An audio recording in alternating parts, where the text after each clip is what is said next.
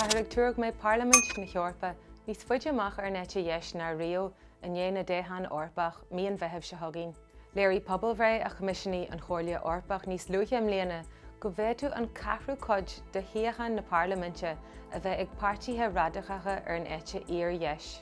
De réir an taide sin, déad tú pobalóirí frithEorpacha a bheith ar bharr an chomhrú in 9 den seacht mballstát is fiche san Aontas Eorpach.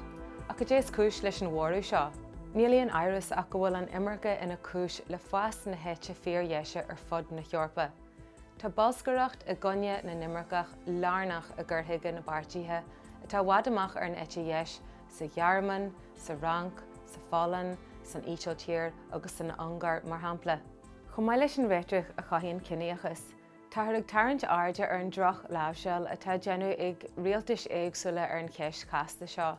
Agus is codú mór iad na main hóisialte de na páirtithe seo ar fad, agus iad ag scapu a gcuid túramí. Who will put Ireland first, not petty last.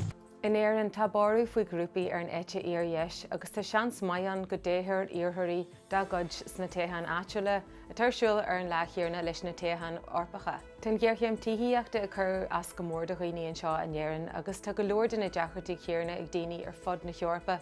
De réir Eurostat tháinig ardú 47 fan chéad ar chas is tithe ar fud an Aontas le 10 mbliana nuas, agus tháinig ardú 90 fan chéad ar chas is císa sa tréimhse chéarna. Bhí agadí móra i Lisbon, Amsterdam agus Milan le míana baga nuas margheall ar an gghearchéim seo.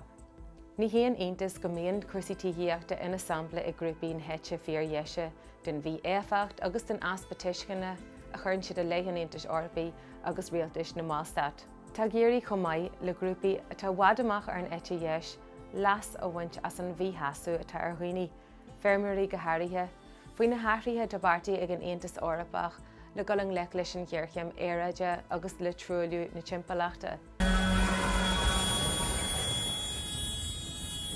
Le seachtain na nuas bhí léirsithe móra ag feirmiúirí sa Bheilg, sa rank, sa Spáinn, sa ísealtír, sa ghearman agus a ddíortha eile in naoi fleananna an Aontas.